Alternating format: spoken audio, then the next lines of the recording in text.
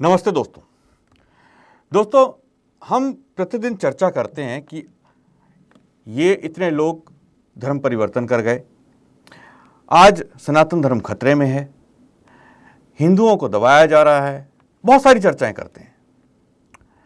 इन सब चर्चाओं के पीछे एक विचारधारा रहती है कि हमें सनातन धर्म को बचाना है। आखिर सनातन धर्म को बचाने की आवश्यकता क्यों? क्या चुनौतियां हैं आज के वर्तमान समय में सनातन धर्म के सामने? क्या सनातन धर्म कमजोर है? बहुत सारे सवाल मन में आते हैं। इन सवालों के जवाब मुद्दा जरूरी में हम ढूंढने का प्रयास करेंगे। आज हमारे साथ मौजूद हैं जाने माने सामाजिक कार्यकर्ता आचार्य कुलदीप विद्यार्थी जी। कुलदीप जी, आपका बहुत बहुत स्वागत है हमारे इस कार्यक्रम में। आचार्य जी, हम बहुत सारे एपिसोड्स करते हैं कि बहुत सारी समस्याएं हैं, लोग मत परिवर्तन कर रहे हैं या अन्य मतों के लोग सनातन धर्म के ऊपर प्रहार कर रहे हैं, बहुत सारी चीज़ें हम लोग बात करते हैं। इन चर्चाओं के करने के बाद हमारे बहुत सारे दर्शकों के मन में भी ये सवाल आता है, हमारे मन में भी आता है कि आखिर सनातन धर्म के ऊपर इतने हमले क्यों होते हैं? क्या सनातन धर्म हमेशा से ऐसा रहा या अब ऐसा हो गया? क्या चुनौतियां सनातन धर्म के लिए हैं? क्या सनातन धर्म खतरे में है? बहुत सारे सवाल हैं। इस कार्यक्रम के माध्यम से हम आपसे बहुत सारे इन सवालों के, प्रश्नों के उत्तर जानने का प्रयास करेंगे। तो सबसे पहले तो मैं आचार्य जी आपसे ये जानना चाहूँगा कि आखिर सनातन धर्म को एक लचीला धर्म क्यों कहा जाता है? लोग इसे ऐसा धर्म क्यों मानते हैं कि अपने आप में इसे किसी भी दिशा में मोड़ लेते हैं, किसी भी तरह से इसको पालन करना आरंभ कर देते हैं? तो एक लचीला कहा जाता है कि हम एक लचीला धर्म है, सनातन धर्म लचीला है, जबकि अन्य जो मत हैं वो बहुत ही रूढ़िवादी हैं, वो अपने जो पुस्तकों में बताई गई चीज़ है उससे बिल्कुल साइड नहीं लेते। लेकिन सनातन धर्म के साथ ऐसा लोग आम तौर पर ये देखते हैं कि सनातन धर्म ऐसा नहीं है। तो इसमें कितनी सच्चाई है? अगर है तो क्यों है? बहुत बढ़िया, धन्यवाद अमित। आपने बहुत बढ़िया मुद्दे पे आज चर्चा की है, बड़े अच्छे प्रश्न लेकर के आप आए हैं। आपने बढ़िया प्रश्न किया, क्या सदा से हम लोग लचीले रहे हैं या सनातन धर्म के साजिशन को लचीला बना दिया गया है? इसमें बहुत बढ़िया एक बात मैं आपको कहना चाहूँगा। जब ये सृष्टि की शुरुआत हो रही थी तो ऋषियों ने एक बहुत बढ़िया व्यवस्था रखी कि अगर कोई बहुत अच्छी बात कहता है तो उसकी बात को हमें एक्सेप्ट कर लेना चाहिए, स्वीकार कर लेना चाहिए। ये सृष्टि की शुरुआत से थी और उन्होंने कहा व्यक्ति कभी पूरा नहीं हो सकता। जब कभी कोई उससे ज्यादा ज्ञानवान या कोई विद्या वाला व्यक्ति मिले तो उसकी बात सुननी चाहिए, उसकी बात को स्वीकार कर लेना चाहिए। ये जो एक लाइन थी हमारी, इस लाइन की वजह से बहुत सारी समस्याएं और भी साथ में आई। हालांकि हमारी हमारी बहुत अच्छी चीज है ये खासियत हम इसको बोल सकते हैं। लेकिन मैं आपको कहूंगा कि अब जो स्थिति पैदा हुई है वो यह है कि जो भी लोग आते हैं हमें वो लचीला बनाने की और बताने की बात करते हैं। दूसरे लोगों ने कह करके हमें लचीला बना दिया। हम ऐसे लचीले नहीं थे। हम ज्ञान की, विद्या की बातों को दूसरों की स्वीकार कर लेते थे, ये बात अलग है। लेकिन ये थोड़ी था किसी का मत संप्रदाय या कुछ भी और वो आकर के हमारे ऊपर थोपने लगे और उसके पास कुछ भी नहीं हो, तो ये व्यवस्था बिगड़ गई। दूसरे जो मतांतर आए उन्होंने हमारी बातें कह करके, देखो ऋषि मुनि तो ऐसा कहते हैं कि स्वीकार कर लेना चाहिए और हमारे देशों में तो इतना अच्छा है। उन्होंने अपनी अच्छाई लोगों के बीच में बता करके उन्होंने कहा कि हमारे अंदर ये अच्छाई, जबकि वो गुण उनके अंदर नहीं थे। वो गुण हमारे ही चुराए हुए थे, हमारी बातें चुरा करके ले गए। हमारे लोग उन बातों को पहले जानते थे, मानते थे। लेकिन एक ऐसी स्थिति पैदा हुई भारत में, जो कि महाभारत का युद्ध देखा तो महाभारत में विद्वान बलवान योद्धा सारे मारे गए। तो जब वो सारे मारे गए तो उसके बाद में कुछ लोग यहाँ पर आए और उन्होंने आकर के अपने अपने मत संप्रदायों का यहाँ प्रचार प्रसार करना शुरू किया, जबकि बातें उनके देशों में हमसे गई थी। तो इस वजह से उन्होंने हमें लचीला बना बता करके आप तो सबको स्वीकार कर लेते, आप तो सबको स्वीकार कर लेते। आज भी राजनीतिक लोगों को देखेंगे तो वो भी यही बोलते हैं। हम ऐसे नहीं है, हम किसी की ज्ञान की बात को स्वीकार करते हैं, किसी के मत संप्रदाय को नहीं करते। जी बिल्कुल। लेकिन आचार्य जी, देखने में ये आया है कि लोग, मैं जितना समझा हूँ कि वेदों में जो ईश्वर की वाणी लिखी गई है, लेकिन उसका लोगों में या तो प्रचार नहीं हुआ। बहुत सारे आज जो संस्थाएं हैं, जैसे आर्य समाज प्रचार कर रहा है, लेकिन बहुत सारे लोग ऐसे भी हैं जो वेदों को जिन्होंने पढ़ा भी नहीं लेकिन अपने आप को धर्मगुरु भी मानते हैं और वो इस चीज़ को कह देते हैं कि अगर आपसे ऐसा नहीं होता तो ऐसा कर लीजिए। वेद हो गए, मनुस्मृति हो गई, उसमें एक तरह से चीज़ें बताई गई हैं, लेकिन लोग उन पर ना चलकर अन्य बातों पर बहुत जल्दी विश्वास कर लेते हैं। तो क्यों स्वीकार कर लेते हैं कि हमारे में भूत प्रेत हैं, हम अंधविश्वासों पे बहुत विश्वास करते हैं, हम जैसे रत्न आदि पे विश्वास करना, ये सब चीज़ें जो चीज़ें मैं एक तरह से कहूँगा पाखंडों को हमने सनातन धर्म के अंदर एक हिस्सा मान लिया, ये स्वीकार क्यों और कब से आरंभ आपको लगता है हुआ, और क्यों ये आज चीज़ बन गई है हमारे बीच? जी, बहुत बढ़िया आपने बात कही कि जो बहुत सारे विद्वान हैं आज और अन्य कथाएँ करते हैं। कथाओं से विरोध नहीं है। विरोध इस बात से है कि हज़ारों लाखों लोग आते हैं कथाओं में और उनको मिलता क्या है? धर्म की बातें नहीं बताई जाती। समस्या एक ये भी है कि ऐसा नहीं कि वो लोग जानना नहीं चाहते जो कथावाचक, वो भी जानना चाहते हैं, वो पढ़ना चाहते हैं। लेकिन एक बात ये भी है कि वेद के और मनुस्मृति के विद्वान हैं कितने? हुँ, बहुत थोड़े लोग हैं और वो भी जो थोड़े लोग हैं वो अपने कार्यों में लगे हुए हैं। ऐसा नहीं कि वो काम में नहीं लगे। लेकिन भारत 140 करोड़ लोगों का देश है। ये भी सोचना पड़ेगा। तो ऐसा विद्वान भी हैं, लेकिन उन लोगों की जो इन विषयों को जानना चाहते हैं, उनकी पहुँच वहाँ तक नहीं है। और ऐसे प्रोग्राम्स भी बहुत थोड़े हो पाते हैं। मैं तो आपको धन्यवाद दूँगा, आप प्रतिदिन कोई ना कोई ऐसी चर्चा लेकर के आते हैं सनातन धर्म की रक्षा के लिए। तो विद्वान जो बचे हुए हैं, जो मनुस्मृति के, वेद के हैं, दूसरी जगहों पर भी हैं, लेकिन ज़्यादा उनमें से विद्वान आर्य समाज के पास हैं। और समस्या ये हुई कि सनातन धर्म जो था, हिंदू धर्म, अपने आप को सनातन जो धर्म था, वो आर्य समाज का विरोधी मान बैठा अपने आप। ये हुँ, आर्य समाज को अपना विरोधी मान बैठा। तो जो विद्वान थे आर्य समाज के पास में, उन विद्वानों से वो शिक्षा ग्रहण करने नहीं आते या उनकी बात को स्वीकार नहीं करते कि ये तो आर्य समाज के लोग हैं। ये करके जो बीच की खाई है, उसने विद्वता को या उसने विचारधारा को लोगों के बीच में जाने से रोका है। आज भी मैंने बड़ी बार देखा, बहुत जगह पर हम जाते हैं तो इस सब चीज़ों का ये सुनने के लिए मिलती है।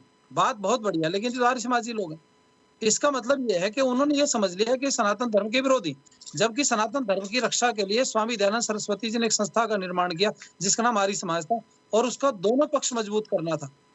ये शस्त्र और शास्त्र दोनों का।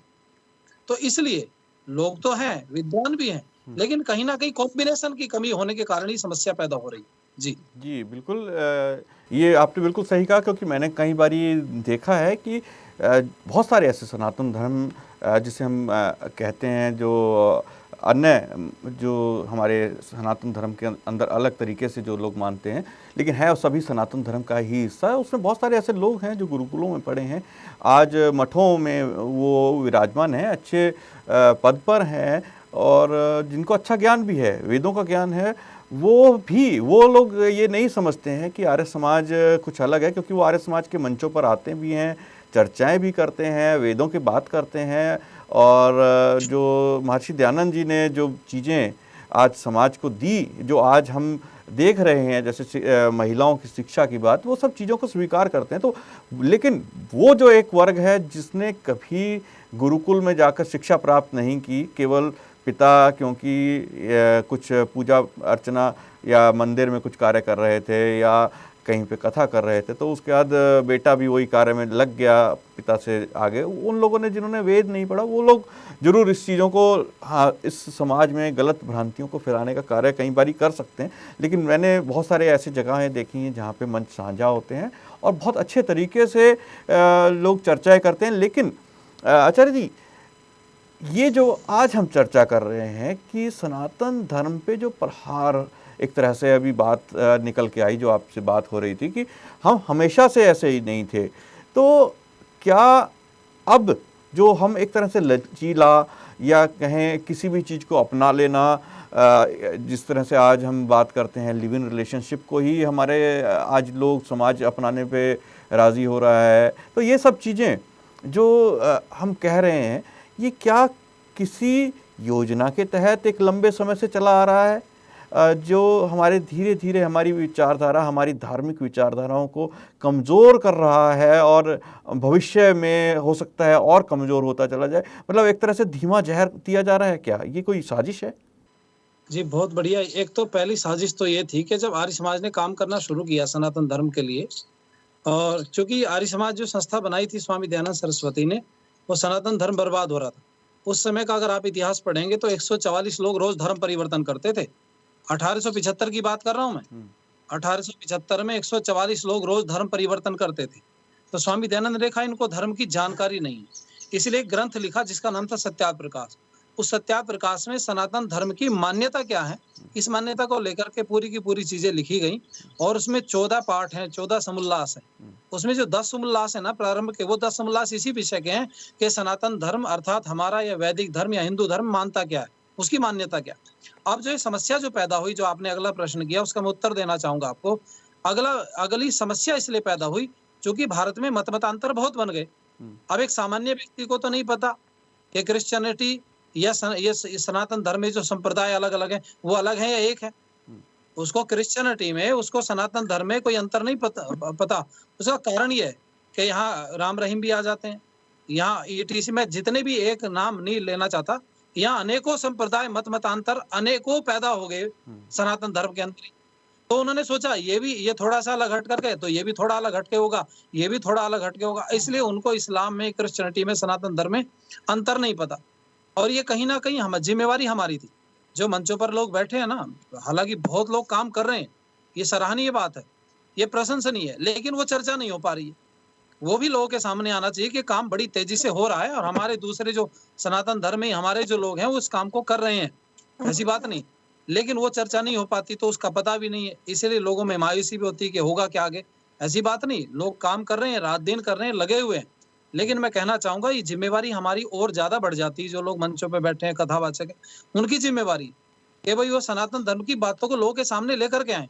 मैंने मान लिया आप कथा करो अलग तरीके से, बिल्कुल ठीक है, किसी नई दूसरी कहानी की कथा करो, कोई दिक्कत नहीं, किसी महापुरुष को लेकर कोई दिक्कत नहीं। लेकिन धर्म, ईश्वर, इन सब में तो मान्यता एक होनी चाहिए ना, बिल्कुल अलग नहीं होनी चाहिए। ईश्वर एक होना चाहिए, धर्म एक होना चाहिए और उसकी मान्यता एक होनी चाहिए, प्राप्त करने का तरीका भी एक होना चाहिए। और वो अनेक, उसमें एक रूपता न होकर के अनेकता जब से आ गई तब से समस्या पैदा हुई। जी बिल्कुल, आपने ये बात सही कही, क्योंकि आज हम देखते हैं कि कोई ब्रह्म कुमारी को मानकर ईश्वर को प्राप्ति की ओर जाने का प्रयास कर रहा है, तो कोई राम रहीम हो गए या रामपाल हो गए। हर एक लोग नया एक तरीका बना लेते हैं, चाहे ओशो है, हर एक ने एक तरीका बनाया और ईश्वर को अलग अलग तरह से अपने तरीके से उसकी प्राप्ति के रास्ते लोगों को बताने शुरू कर दिए। और शायद मुझे लगता है आचार्य जी, लोग एक तरीके पे सेटिस्फाई नहीं हुए तो दूसरे पे चले गए, दूसरे पे नहीं हुए तीसरे पे चले गए। उन्होंने वेद का मार्ग या जो हमारे ऋषि मुनियों ने रास्ते बताए उन रास्तों की ओर या तो जा नहीं पाए या उनको कोई ले जा नहीं पाया। तो मैं आपसे जानना चाहूँगा, इस जो आज हम ये कार्यक्रम, ये चर्चा जो कर रहे हैं कि सनातन धर्म को और क्या आपको लगता है कि उसके सामने आज के समय में क्या क्या चुनौतियां हैं इसके अलावा? क्योंकि आज हम सनातन धर्म को एक तरह से कई लोग ये कहते हैं कि आज सनातन धर्म को अलग अलग शक्तियां हर तरफ से, चारों तरफ से जो है प्रहार कर रही हैं। तो क्या चुनौतियां आज हमारे सामने मौजूद हैं, किस तरह की चुनौतियां हैं? सबसे बड़ी चुनौती है सनातन धर्म के सामने संप्रदायवाद। जो अनेकों संप्रदाय पैदा हो गए उन्होंने बरगला दिया है और लोगों को आज पता ही नहीं है कि सत्य है क्या। सबसे बड़ी समस्या ये है। तो इसी के कारण से ये टूटता, ये व्यवस्था तो बिगड़ती जाएगी, उसको नहीं रोका जाए। उसको रोका जा सकता है एक रूपता से। आप देखो भारत में अगर 2 संविधान हो जाए, 3 हो जाए तो भारत चलेगा क्या? एक संविधान होता है तो एक देश होता है, संविधान 2 हो जाते हैं, देश भी 2 हो जाते हैं। यही धर्म की भी व्यवस्था है। धर्म का, धार्मिक ग्रंथ, धर्म की मान्यता एक होगी तो धर्म एक रहेगा। और अगर मान्यता 2 हो गई या धर्म ग्रंथ 2 हो गए तो मान्यता के आधार धर्म भी 2 हो जाएंगे। और यही आज स्थिति बिगड़ रही है। उसको, ये जो चुनौती हमारे सामने सबसे बड़ी है कि हम सनातन धर्म की मान्यताओं को लोगों के सामने ले जा नहीं पा रहे। आपने बहुत बढ़िया प्रश्न किया। अभी आप कह रहे थे ना कि ये जो सनातन धर्म के लोग हैं ये लचीले हो गए हैं, इधर से उधर, उधर से इधर आ रहे हैं, जा रहे हैं। इसकी सबसे बड़ी समस्या यही है हमारे सामने कि हम सनातन धर्म की जो व्यवस्था थी, मान्यता थी, उनको जन सामान्य तक पहुंचा नहीं पा रहे। अगर पहुंच जाए तो फिर भारत को विश्व गुरु होने से कोई नहीं रोक सकता। बहुत ज्यादा देर नहीं लगेगी, बहुत बड़ी समस्या नहीं है। समस्या, सबसे बड़ी चैलेंज ये है कि हम उस बात को लोगों तक पहुंचा नहीं पा रहे हैं और आगे भी यही समस्या रहेगी। अगर नहीं पहुंचा पाए तो असुरक्षा की भावना तो रहेगी, असुरक्षित रहेगा। अगर पहुंच जाता है तो कोई समस्या नहीं। आपने बहुत बढ़िया बात कही थी कि इधर से उधर भटक रहे हैं, अभी इधर चले गए, यहाँ नहीं संतुष्टि तो आगे चले गए। जबकि वो लोग जिन जगह पर घूम रहे हैं ना, वो संप्रदाय अलग अलग हैं। अगर सनातन धर्म में आप आ जाओगे, सत्यार्थ प्रकाश आप एक बार पढ़ के देख लो, 10 उल्लास उसके प्रारंभ के आप अगर पढ़ करके देख लेंगे, तो मुझे ऐसा पता है कि आप फिर भटकने की आवश्यकता नहीं पड़ेगी। कारण ये है क्योंकि वहाँ पर प्रश्न भी दिए हैं, उत्तर भी दिए हैं, आपके मन में जितने प्रश्न उठते हैं सनातन धर्म के प्रति, उनके सबके उत्तर दिए गए। जी, जी, बिल्कुल जी, जी। आपने जो बात कही उसका आपने उत्तर भी दिया कि लोगों को जो महर्षि दयानंद ने जो सत्यार्थ प्रकाश दी उसकी शिक्षाओं का के बारे में पता चलना चाहिए। और जो लोग आज भटक रहे हैं सांप्रदायिकवाद जो आपने बताया, एक संप्रदाय, अलग-अलग संप्रदाय, छोटे-छोटे लोगों ने अपने जो डेरे बना लिए, किसी ने अपना मठ बना लिया, किसी ने अपना संप्रदाय बना लिया, अलग-अलग सबकी मान्यताएं हो गई हैं और लोगों ने इसी हिसाब से कहते हैं कि अलग-अलग रीति रिवाज भी बना लिए हैं। तो ये सब एक तरह से छोटे-छोटे टुकड़ों में बाँटता चला जा रहा है। लेकिन इस चर्चा का हमारा जो मोटिव है, लक्ष्य है, तभी पूरा होगा आचार्य जी जब हम इस जो समस्या है इसका कुछ हल निकालें।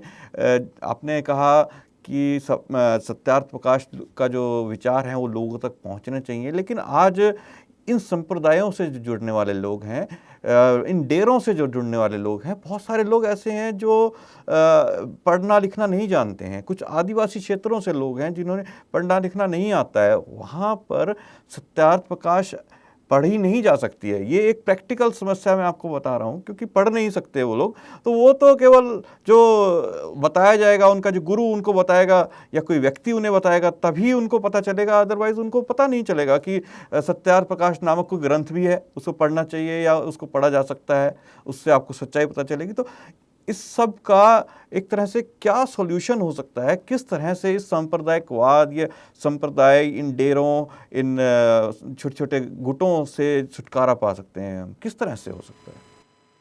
बहुत बढ़िया बात आपने कही है। प्रधानमंत्री जी देश के जो योजना निकालते हैं ना, दिल्ली से जो उन्होंने योजना बनाई है, उस योजना को प्रधानमंत्री जी जाकर के घर-घर नहीं पहुँचा रहे हैं।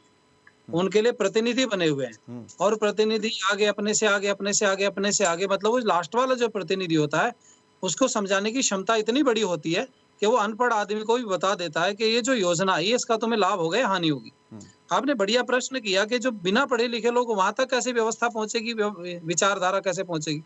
तो उसके लिए देखो, सनातन धर्म में जो दूसरे हमारे लोग पुरोहित हैं या आचार्य हैं, जो कथावाचक है, उनको ये नहीं नकारा जा सकता कि उनके पास ज्ञान नहीं, वो विद्वान लोग हैं। बिल्कुल। ऐसी बात, जी। वो विद्वान, उनके पास व्यवस्था है।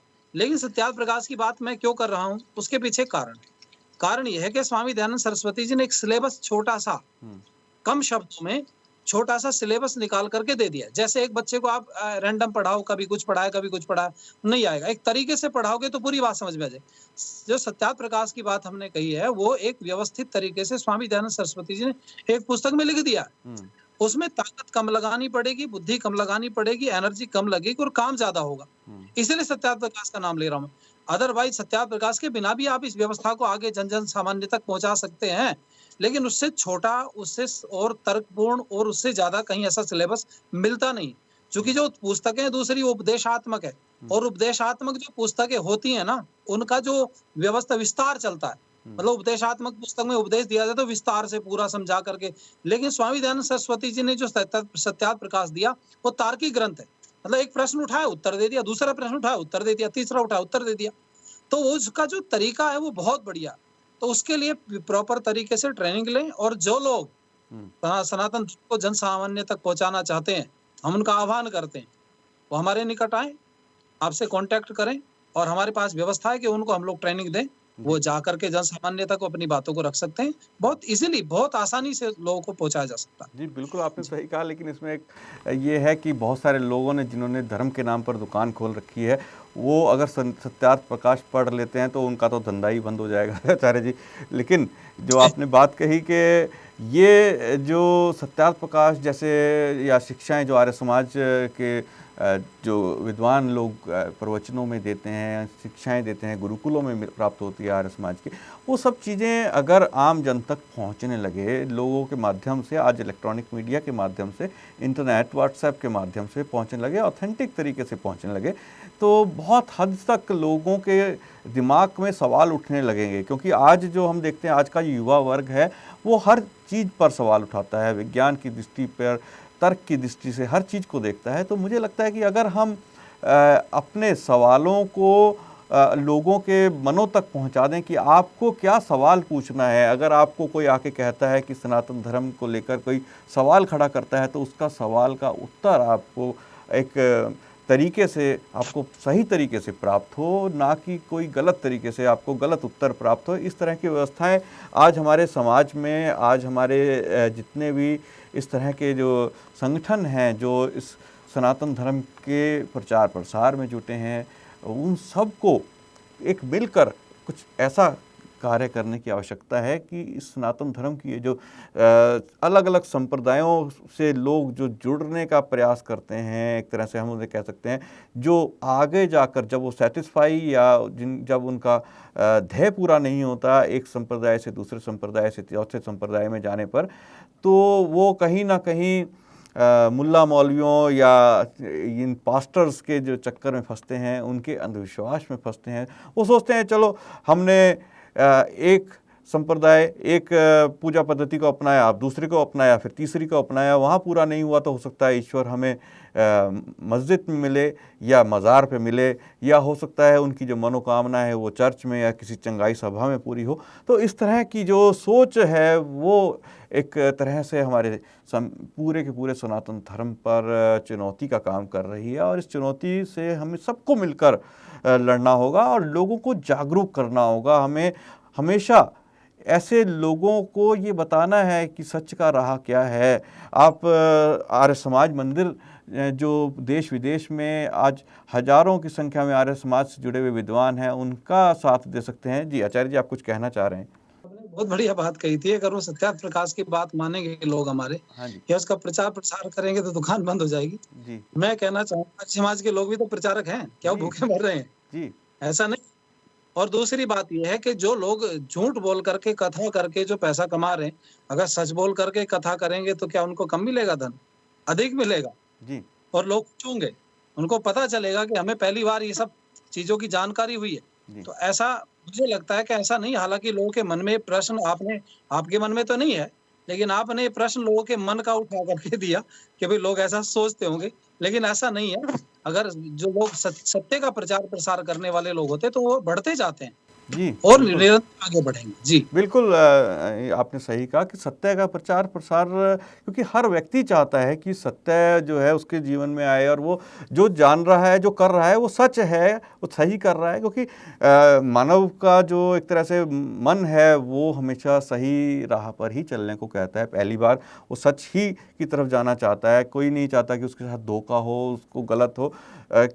तो सबसे बड़ी बात जो आज इस खास इस एपिसोड में, हम आगे के आने वाले एपिसोड्स में भी इस विषय पर चर्चा करते रहेंगे कि सनातन धर्म की जो और अन्य चुनौतियां हैं, लेकिन आज की जो चुनौती है कि हम कैसे अलग अलग छोटे छोटे जो संप्रदाय बन गए हैं, गुरु, डेरा, सब जितने भी अलग अलग तरह के नाम हमारे पूरे देश में हैं, वहाँ पर जो लोग जाते हैं उनको किस तरह से हम एक करके बांधें और सनातन धर्म को और मजबूत करें। और उनके मन में लेकिन ये उठना चाहिए कि अगर कोई अन्य मत और संप्रदाय का व्यक्ति आकर उनको किसी भी तरह से बरगला रहा है, तो उसके सभी जो सवालों के जवाब सनातन धर्म के विद्वानों को उन्हें देनी चाहिए और सही जवाब देने चाहिए, और ऐसे जवाब हों कि अन्य मतों के जो लोग जब उनसे तर्क करें तो दूसरे मतों के लोगों की ज़बान बंद हो जाए कि सनातन धर्म वास्तव में क्या है, वेदों की शिक्षाएं क्या हैं।